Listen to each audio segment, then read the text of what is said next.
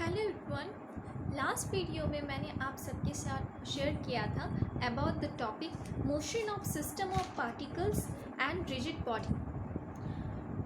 उसके बाद आज की इस वीडियो में मैं आप सबके साथ उसी चैप्टर के कुछ और नए टॉपिक्स के बारे में डिस्कस करने वाली हूँ। सो आज का हमारा पहला टॉपिक है about the laws of conservation of angular momentum. Angular momentum के बारे में हमने लास्ट वीडियो में डिस्कस किया था कि it is a rotational analogue of linear momentum. Rotational analogue का क्या मतलब है, यानी कि लीनियर मोमेंटम हो रहा है लेकिन इसमें ऑब्जेक्ट शिफ्ट कर रहा है कुछ एंगल के शिफ्टिंग के साथ यहाँ पर लीनियर मोमेंटम हो रहा है। इसी को हम लोग एक्चुअली एंगुलर मोमेंटम कहते हैं। सो यहाँ पर एक लॉ है about the conservation of angular momentum. So वो लॉ क्या है, let's state that if no external torque acts on the system then the angular momentum is said to be conserved या फिर remains conserved। अगर system में कोई external torque नहीं लग रहा है, टॉर्क के बारे में भी मैंने आप सबके साथ लास्ट वीडियो में डिस्कस किया था that what is torque. Turning effect is called torque. Turning effect का क्या मतलब है, कैसा टर्निंग इफेक्ट, वैसा परपेंडिकुलर फोर्स जो हम ऑब्जेक्ट पर लगाते हैं ट्विस्ट और टर्न के साथ। ऑब्जेक्ट टर्न भी हो रहा है, ट्विस्ट भी हो रहा है और एक परपेंडिकुलर फोर्स भी लग रहा है। जस्ट फॉर एग्जांपल अगर सिंपल एग्जांपल लेना चाहें तो बॉटल का कैप खोलने के समय हम उसको ट्विस्ट तो करते हैं कैप को, लेकिन साथ साथ उसमें एक परपेंडिकुलर फोर्स भी लगता है नीचे की तरफ। तो उसको ट्विस्ट कर रहे हैं और नीचे की तरफ एक परपेंडिकुलर फोर्स भी लगा रहे हैं। वो जैसे हम ट्विस्ट कर रहे हैं उस टर्निंग इफेक्ट को ही हम लोग एक्चुअली टॉर्क कहते हैं। सो यहाँ पर about the conservation of angular momentum, अगर सिस्टम में कोई एक्सटर्नल टॉर्क नहीं लग रहा है, मतलब क्या, उसमें कोई एंगल चेंज नहीं हो रहा है and if there is no change in angle so there angular momentum is remains conserve. तो उस सिस्टम का एंगुलर मोमेंटम कंजर्व होगा। Okay, so now let discuss about moment of inertia. What is moment of inertia, पहले इसे define करते हैं और उसके बाद इसकी डेफिनेशन को समझते हैं। Okay, so it is defined as the moment of inertia of a body about a given axis of rotation is the sum of product of masses of various particle and the distance, the perpendicular distance from the axis of rotation। Okay, इसे हमने define किया, अब इस definition को समझते हैं। सो moment of inertia actually क्या है, तो ये है प्रोडक्ट ऑफ किसके बीच का, मास। किसका मास, पार्टिकल का मास। वो सिस्टम जितने भी पार्टिकल्स से मिलकर बना है उन सभी पार्टिकल्स का मास एंड प्रोडक्ट ऑफ किसके बीच का, mass and perpendicular distance from the axis of rotation, perpendicular distance of the particles from the axis of rotation. Axis of rotation के बारे में भी हमने पढ़ा था कि एक्सिस ऑफ रोटेशन वो पॉइंट है जिसके अबाउट पूरी बॉडी, जो हमारा पूरा सिस्टम है, वो रोटेट करता है। एक फिक्स लाइन या फिर एक फिक्स एक्सिस जिसके सराउंडिंग में हमारी पूरी बॉडी रोटेट करती है, उसे हम कहते हैं axis of rotation. So axis of rotation से पार्टिकल का जो परपेंडिकुलर डिस्टेंस होगा, जितना भी पार्टिकल्स है हमारा, जिस पार्टिकल से मिलकर वो सिस्टम बना है, उसका perpendicular distance and the masses of the whole and the masses of the particles, इन दोनों के प्रोडक्ट को ही हम लोग कह सकते हैं moment of inertia. So moment of inertia basically दो चीज़ के ऊपर डिपेंड करेगा, पहला तो mass and second is the distance between, perpendicular distance between the particles and the axis of rotation. So basically ये डिपेंड करेगा किसके ऊपर, ये पार्टिकल का शेप एंड साइज़ कैसा है इसके ऊपर भी डिपेंड करेगा।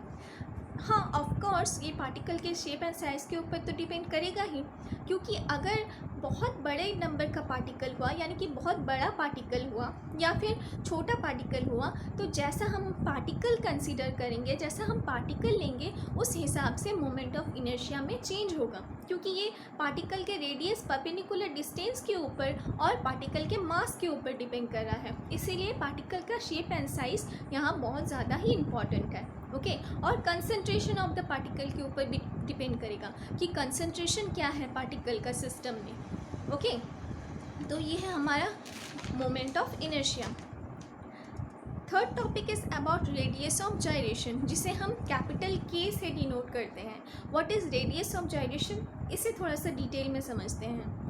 रेडियस ऑफ जायरेशन, इससे पहले कि अभी मैंने बताया मोमेंट ऑफ इनर्शिया में एक परपेंडिकुलर डिस्टेंस हम लोग ले रहे हैं पार्टिकल और एक्सिस ऑफ रोटेशन के बीच का परपेंडिकुलर डिस्टेंस। ओके, सो वो डिस्टेंस एक्चुअली क्या है, एक रेडियस है। एक रेडियस है क्योंकि ऑब्जेक्ट सर्कुलर पाथ में रोटेट कर रहा है। तो सर्कुलर पाथ में जब वो रोटेट कर रहा है तब उसका कोई एक रेडियस तो होगा। तो वो जो डिस्टेंस है पार्टिकल से लेकर about of perpendicular distance from the particle to the axis of rotation, वो जो डिस्टेंस है वो डिस्टेंस ही हमारा एक रेडियस है, जिसे हम रेडियस ऑफ जायरेशन कहते हैं। ओके, सो इसे सिंपल वर्ड में डिफाइन करते हैं। It is defined as the distance of point from the axis of rotation at which whole of the masses of the body were concentrated. The moment of inertia of the body would be same with the actual distribution of the mass of the body.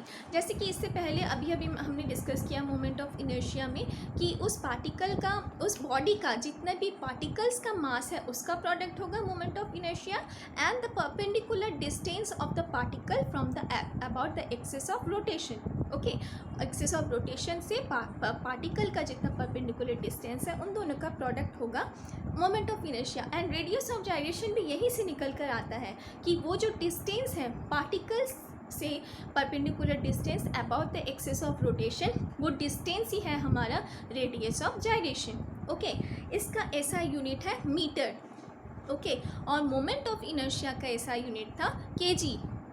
Okay, तो यहाँ पर हम एक बात बहुत ही simple एक note है हमारे यहाँ कि the moment of inertia of a body about a given axis is equal to the product of masses of the body and square of its radius of gyration about the axis। मतलब उस distance को हम radius of gyration कह रहे हैं। तो moment of inertia को हम इस तरह भी डिफाइन कर सकते हैं कि ये प्रोडक्ट है पार्टिकल के मास और रेडियस ऑफ जायरेशन के स्क्वायर के साथ। ओके, सिंपल वर्ड में ऐसा लिख सकते हैं।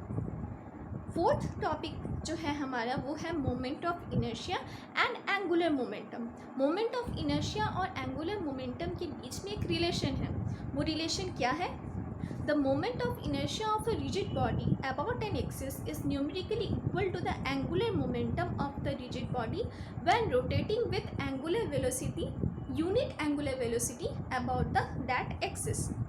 यहाँ पर कहा जा रहा है कि मोमेंट ऑफ इनर्शिया उस रिजिड बॉडी का about the axis of rotation, वो numerically moment of inertia about the axis of rotation वो न्यूमेरिकली इक्वल होगा किसके? एंगुलर मोमेंटम के। जब एंगुलर मोमेंटम उसी रिजिड बॉडी का एंगुलर मोमेंटम कब? जब उसका वेलोसिटी यूनिट होगा, मतलब 1 होगा। अगर हम इसे फॉर्मूला वाइज डिस्क्राइब करना चाहें तो इस तरह से लिख सकते हैं। हम जानते हैं कि मोमेंट ऑफ इनर्शिया का फॉर्मूला होता है mr²। अभी हमने डिस्कस किया मास इनटू उसके रेडियस ऑफ जायरेशन का स्क्वायर। ओके, तो यहाँ पर mi मतलब moment of inertia is equal to mr² और mk² भी हम लिख सकते हैं क्योंकि k यहाँ पर हमारा रेडियस ऑफ जायरेशन है।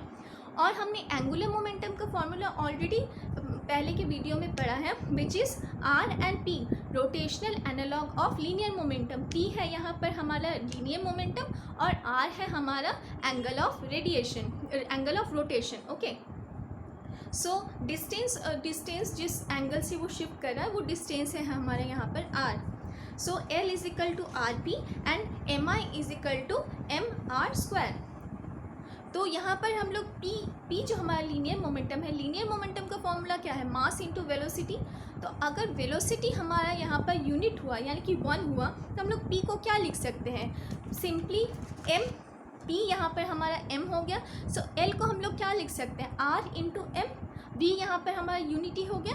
ओके, v यहाँ पर 1 हो गया तो l is equal to r into m and also mi is equal to rm²।